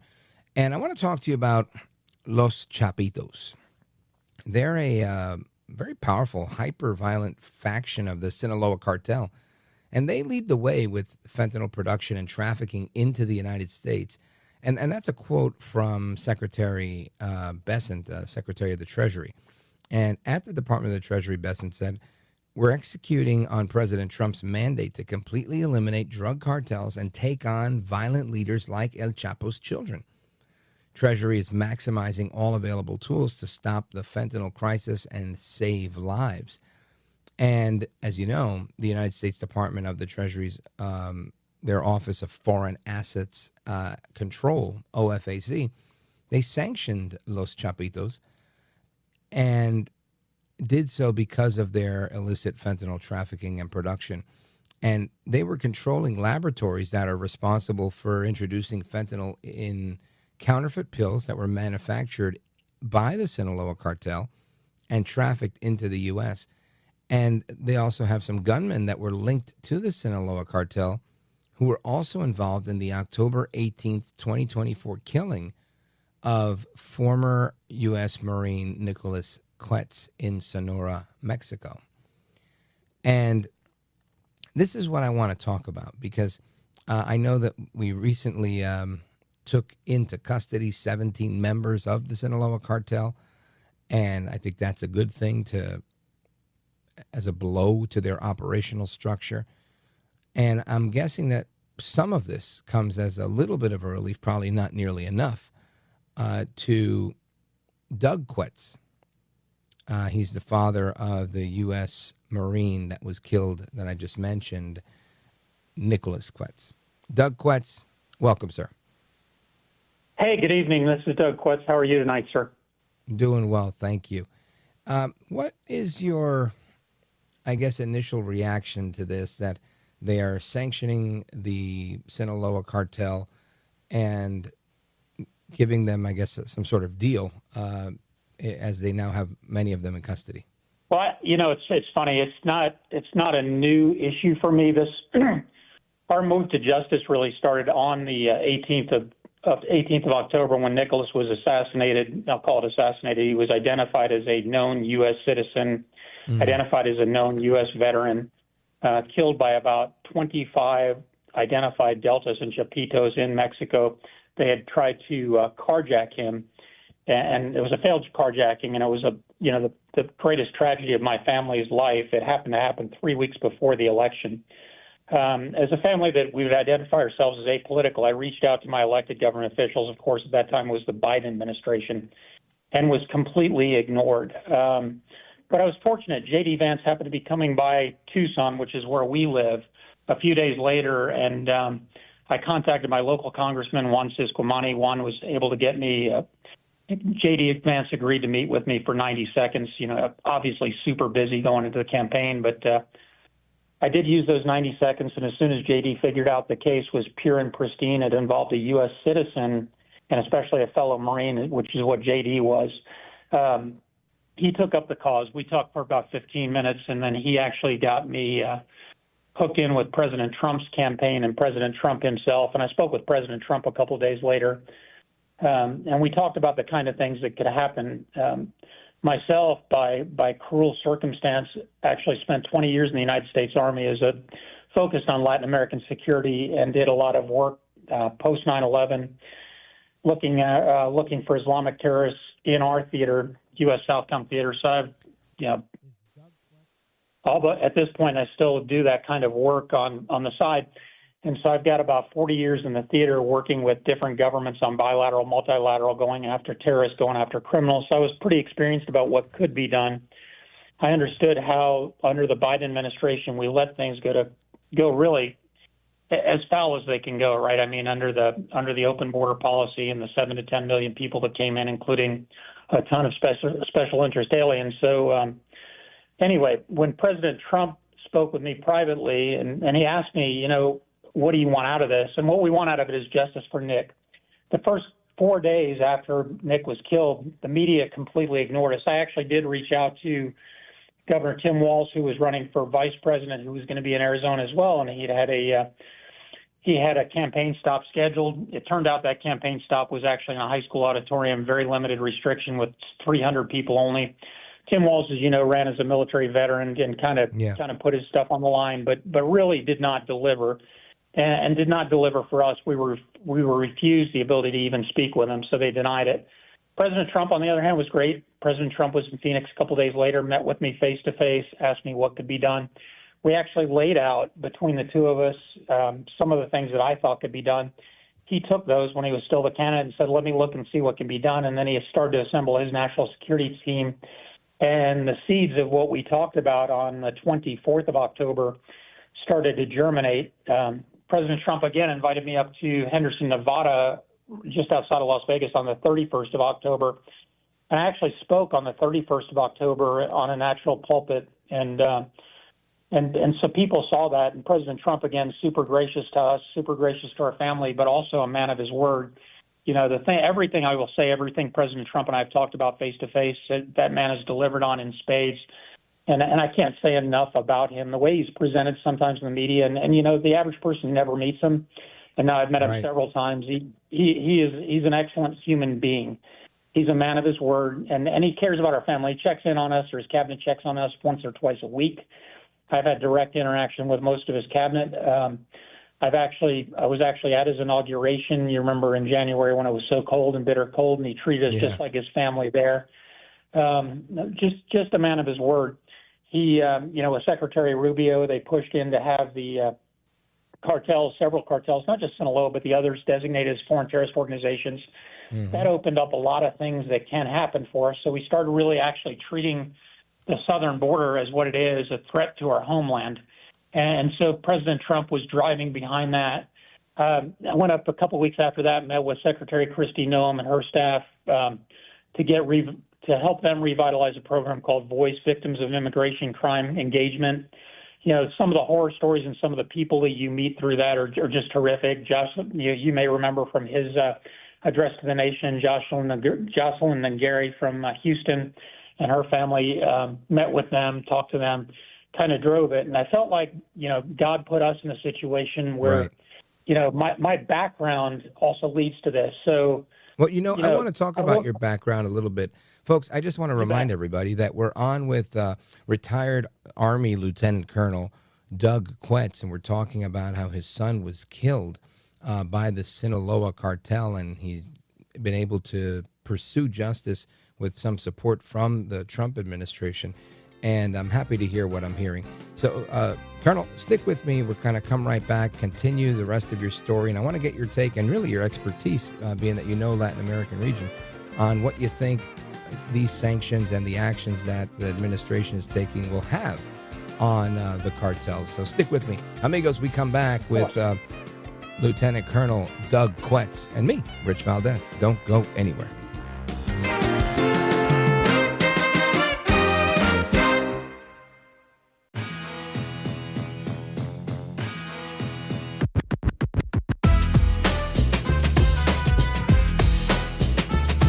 Thank you, Rich, and thank you for everything. I know you very well, and I listen, but I have a lot of people that listen, and they love your show, and I appreciate it very much. America at Night with Rich Valdez.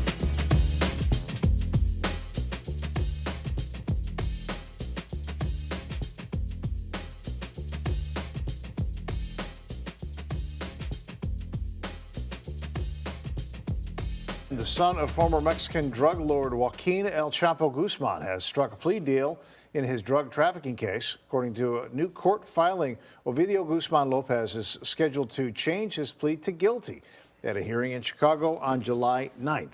The 34-year-old was arrested in 2023 and extradited to the United States, where he's awaiting trial. He and his brother Joaquin are accused of taking over the Sinaloa cartel after their father's arrest. Both face charges, including drug trafficking and money laundering. So that's the scoop on what's going on with these guys. Of course, we're continuing our conversation with retired Army Lieutenant Colonel Doug Quets. He's the father of the deceased Marine Nicholas Quets, who was killed by the Sinaloa cartel. And I wanted to dig into this a little bit because I think the sanctions are great and they've been effective in many areas. I think some of the military operations inside of Mexico have also been very effective. I think labeling the cartels a foreign terrorist organization has been very effective. And I want to get your take as somebody who knows the region, Colonel, someone who both professionally and personally has had to deal with this. Your thoughts? Sure, and thank you for that. So, I think one of the things that I'd say to all Americans and all listeners out here, because I'm sure there's some down in Mexico and other places, and quite frankly, some of the opposition people are probably listening to it too. The mentality that was driven into many people here along the border is that nothing could be done. And that was a result of the terroristic actions that were allowed to go on for years and years and years, and really cowardice, right? But the fact of the matter is that these people can be hunted down. These people can be brought to justice, and we can receive justice for all those people, all the people, Mexicans and the Americans, and specifically, Nick, if we commit to it. And President Trump is 100% committed to it. He's made great offers. He's built a great national security team for this. They designated the cartels as foreign terrorist organizations. We've worked closely with the Mexicans. We sent down an excellent U.S. ambassador in Ron Johnson, who has a tremendous background in our government, in the Army, and other government agencies, and also was the ambassador to El Salvador, and really helped bring, with President Bukele, MS-13 to their knees, and was, a driving force behind what's happening with Sacat down there. So, done correctly, we can do the same thing with the Mexicans here. When you look at some of those people that came across and were offered deals, and El Chapo's two sons here that are now going to plea, and some of their family members that are here, I guess the message I would say is that some deals had to be made that nobody really particularly loves, but look at them at the second and third order effects of them. So those people were brought in. Those people are going to give up a lot of their previous colleagues down there. Nobody down there can trust each other, right? I mean, the message for anybody that was in the deltas who actually directly were responsible for my son they have every other cartel, whether it's Sinaloa, Jalisco New Generation, pick your group, fighting and actually manhunting those people on their own. So they don't know anybody. They can't go anyplace. Several of people, including just about everybody that was directly involved with Nick, is now off the battlefield. But those groups will continue to cannibalize themselves because now they're in a situation where their own leaders have given them up. That's critical, right? Because what you've done is you've stimulated those targets. They're moving. You've forced them into making mistakes. They're going to be moving money in ways they shouldn't because of the sanctions that Secretary Besant and the Department of Treasury have levied. They're going to communicate in ways they shouldn't. It's going to be a wonderful thing. It's going to move. And, with the U.S. pressure, which is, it's moving closer and closer, you can feel it. It's palpable that President Trump is giving our partner nation the chance to do the right things. And let's hope they do. And we recognize that we're probably going to have to help them do the right things. But, the United States of America right now is truly the sole superpower. We do have peer competitors. We do have to cooperate with people, but there's nothing that happens in the world that if the United States wants to determine that reach, we can't do. I mean, that's what, we went after bin Laden and it was hard and we found him. But all the considerations for Mexico and going after these people, they're much easier than what we had in the Middle East, right? I mean, how hard is it to base if we want to do something off the southern border of the United States? It's automatic. We already own it.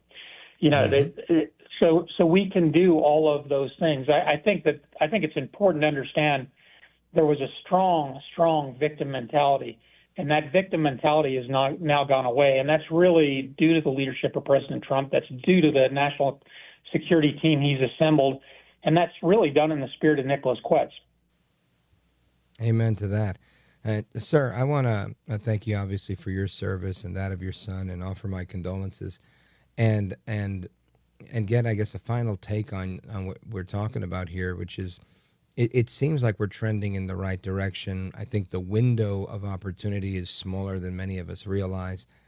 What do you think is the most necessary thing that has to get done to, I guess, solidify or cement so much of this work that the Trump administration's done to eliminating the cartel's control? So let me answer that question. It's a great question. I wish I could give you a happy answer, and I cannot. This is a generational problem, right? It's a journey, but every journey starts with the first step. I was heavily involved in Colombia 25 years ago and Plan Colombia, and I see the security situation in Mexico not being the same, but has some similar aspects to it, right? And so in Plan Colombia, there was a huge investment, and we made a huge change in the first 6 or 7 years of that. But we were not able to, because the democratic process and some other things stayed fully, keep the Colombian partners fully committed to it. As a matter of fact, they've got a leftist president right now, and things are regressing a little bit down there. Their right-center politician, Uribe, who was actually just shot in the head a couple of days ago, they're coming up for the next presidential election. That's it. Mexico has a very similar path in that way, right? And we have to stay committed to it. But, like I said, I mean, whether we like it or not, we are in this because they are our neighbor, right? And insecurity drives everything. It's that crime and the insecurity in Mexico drives that up to us. So some of the things that have to happen here, we have to get into demand reduction for drugs. That's part of it. But, when people talk about the cartels, they talk about drugs only and they think about that. But really, the migration problem, probably from 21 to 23, cartel netted more off of moving illegal aliens than they did off of drugs coming across the border, right? Because we allowed that open border situation to go. So our policies definitely created that.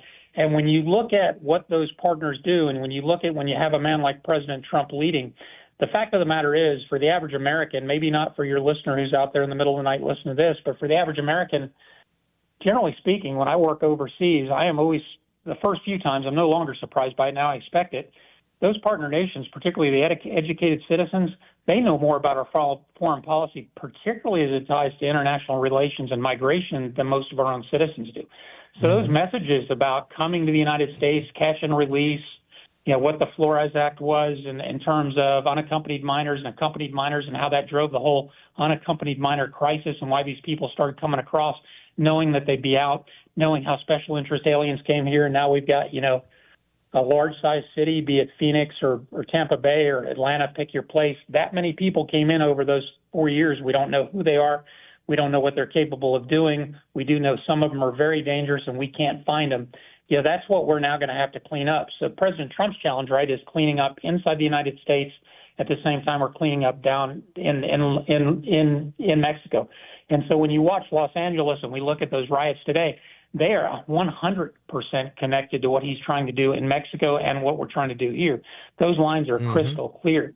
And when you look at those Mexican flags flying inside Los Angeles and you look at the American flags flying, I mean, I don't know how anybody that cares about our country cannot just take umbrage at that. Yeah, I think that's the issue. I think there's not enough people that care about the country in that part of the world, and those leaders like Newsom and Bass and others are making sure that they keep feeding the fire of those that hate America. Lieutenant Colonel. Well, if you can get a lot of people, if you can get a lot of unregistered voters who come and you guarantee all 7 million of them are going to go your way in a country that's generally always divided 52-48 or so, the 7 million, you just swung 36 Puts you states. over the top.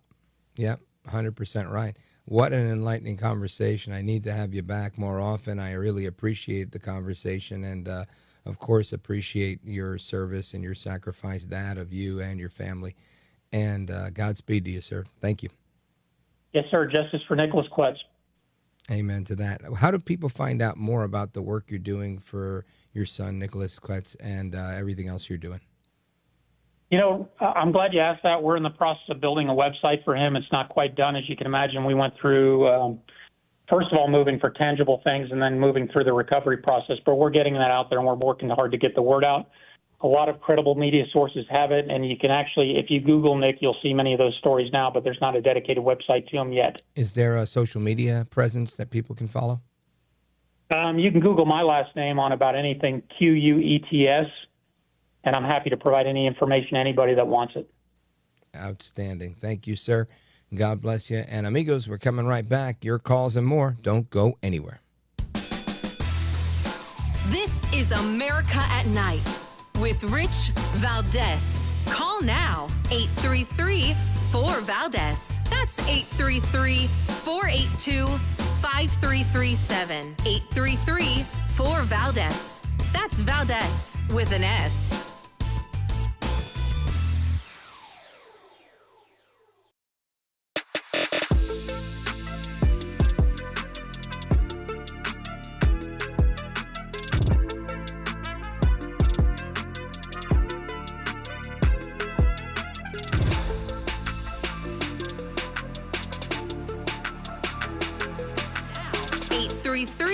For Valdez. That's 833-482-5337. 833-4VALDEZ.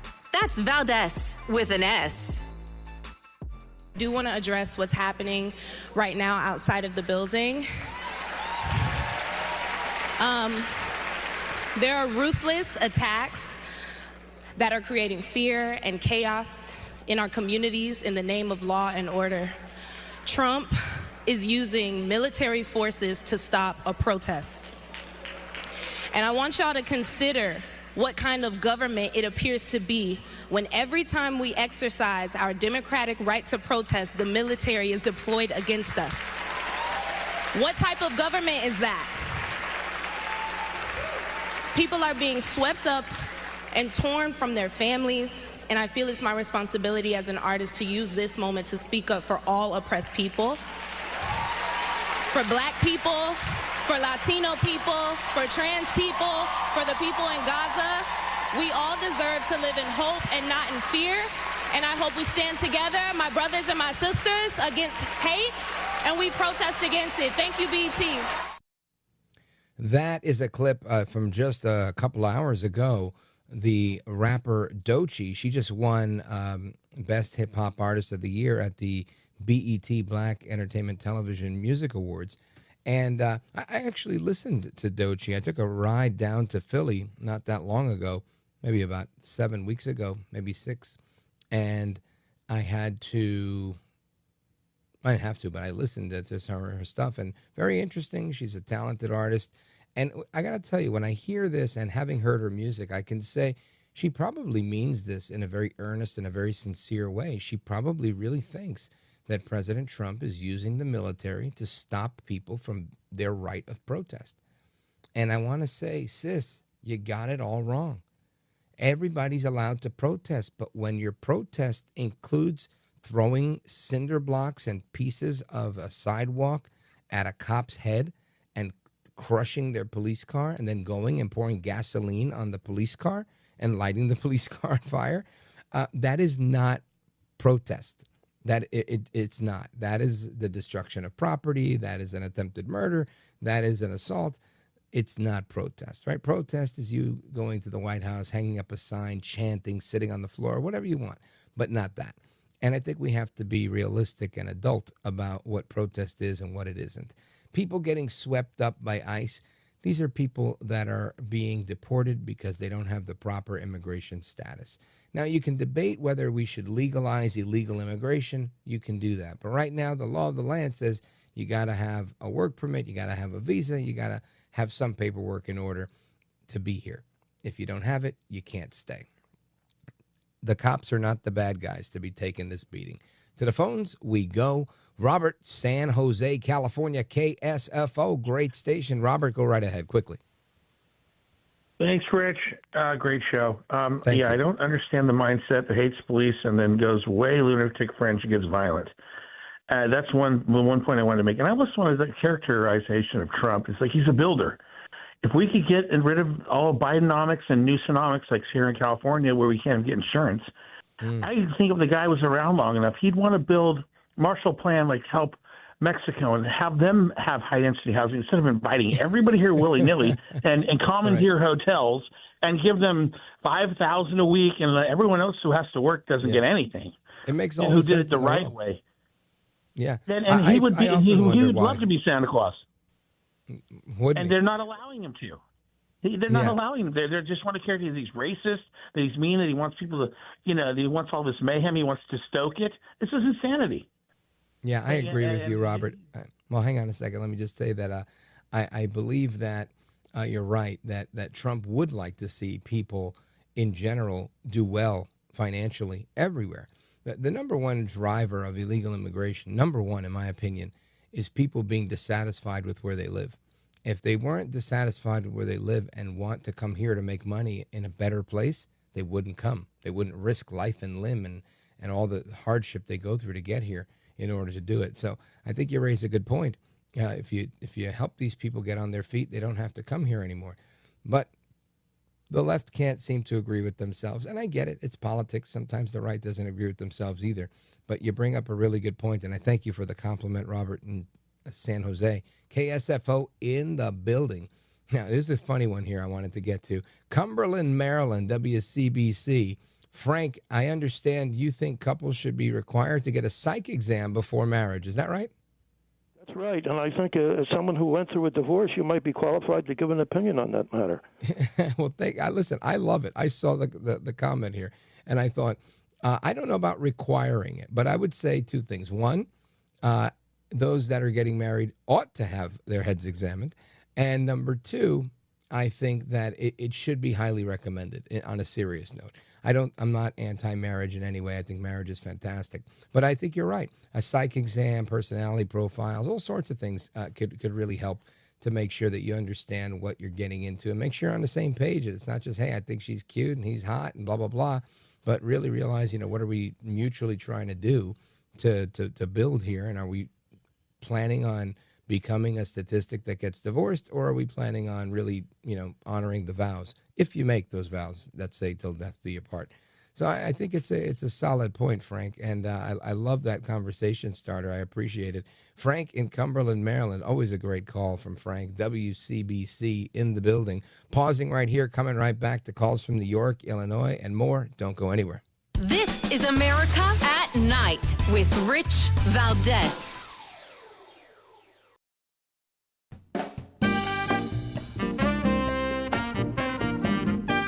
Right, to the phones we go. I see we've got Tommy in Charleston from West Virginia, WCHS. We got Jim in Rochester, New York, WGDJ, talking about some history. And we've got up next Joe in Chicago, Illinois on WLS. Joe, you got 30 seconds. Go for it quickly. I could provoke a fight with a couple of the known Marxists by spitting on them as the protesters are spitting on the ICE agents. Right. And so what do you think? I'm not there. I'd like to go somewhere tonight, Rich. So go there. Well, it's going to take a couple days. Well, listen, I encourage you to do what you got to do. Hope they don't wrap things up too quickly there, right? Well, maybe you just need to go there and make sure that it either keeps going or you put it down, one or the other. Tommy in Charleston, West Virginia, are you still there? Yes, sir. WCHS, Hello. Go for it. We're down to the wire. With President Trump, it's not necessarily what he does, it's the way he does it. Did he talk to Newsom and say, I want to activate your guard for this security, or not? Yeah, well, here's what I think happens, Tommy. I don't think Trump does things just because he has the power to do it, because he's a smart guy and he wants the path of least resistance, except when it comes to the media, right? And I think the problem here is you've got Newsom saying he's not going to do it, that he's allowing the protesters to do what they want, and that he is going to stand down. And when you have a governor that's saying they're not going to do anything, you have to have a president that's going to take action because he has a responsibility to the people. Thanks, Tommy. Hasta la próxima. Take care. Good night. And God bless you, America. I'm Rich Valdez. We'll be back again tomorrow, God willing, to do it all again.